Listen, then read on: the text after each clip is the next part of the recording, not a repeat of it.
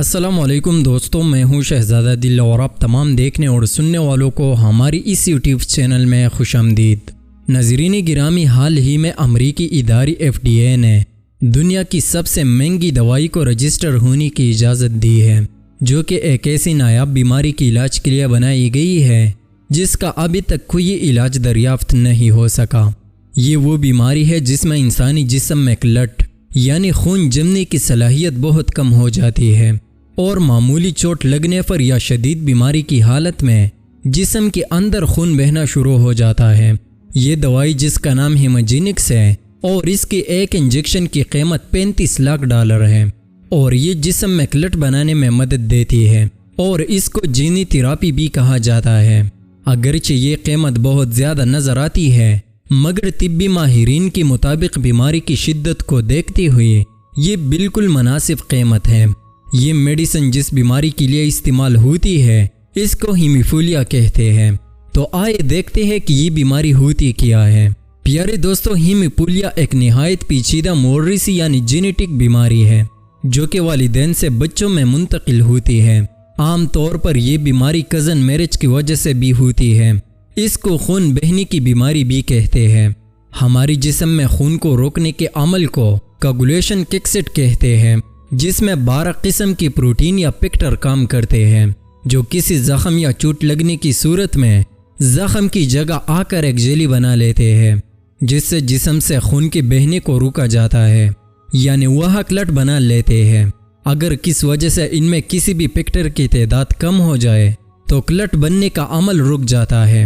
یہ فیکٹر عام طور پر فیکٹر 8، فیکٹر 9 اور فیکٹر 11۔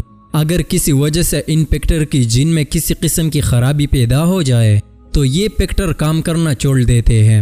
ان فیکٹر کی جین جسم میں کروموسومز X پر ہوتی ہے، اس لیے عام طور پر ماں ان کی کیریئر ہوتی ہے جو اپنے بچوں میں اس بیماری کو منتقل کرتی ہے، لیکن وہ خود اس بیماری کا شکار نہیں ہوتی۔ چونکہ باپ میں ایک X اور ایک Y کروموسوم ہوتا ہے، اس لیے عام طور پر باپ اپنے بیٹوں میں اس کو منتقل نہیں کر سکتا، وہ اپنی بیٹیوں میں منتقل کر سکتا ہے جو بعد میں کیریئر بن جاتی ہے۔ ان فیکٹر کی بنیاد پر ہیموفیلیا کو 3 اقسام میں تقسیم کیا گیا ہے۔ ہیموفیلیا A یہ سب سے عام قسم ہوتی ہے جو کہ فیکٹر 8 کی کمی کی وجہ سے ہوتی ہے۔ ہر 5000 بچوں میں ایک بچہ اس کا شکار ہوتا ہے۔ ہیموفیلیا B یہ فیکٹر 9 کی کمی کی وجہ سے ہوتی ہے، اس کی شدت تھوڑی زیادہ ہوتی ہے۔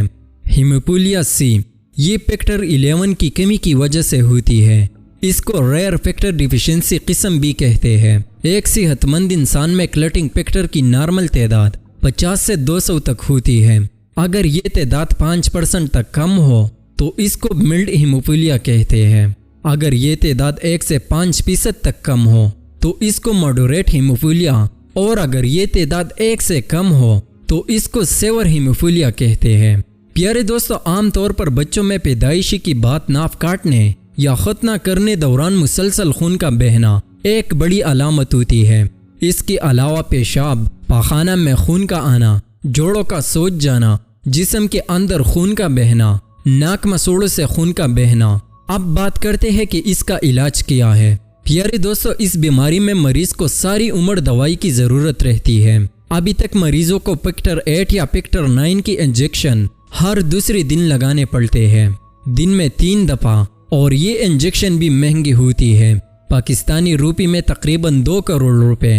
چونکہ یہ انجیکشن بہت مہنگے ہے اور پاکستان میں دستیاب بھی نہیں، اس لیے ہمارے ملک میں ایسے بچوں کو پریشپرونزن پلازما جس کو FFB کہتے ہیں وہ لگایا جاتا ہے۔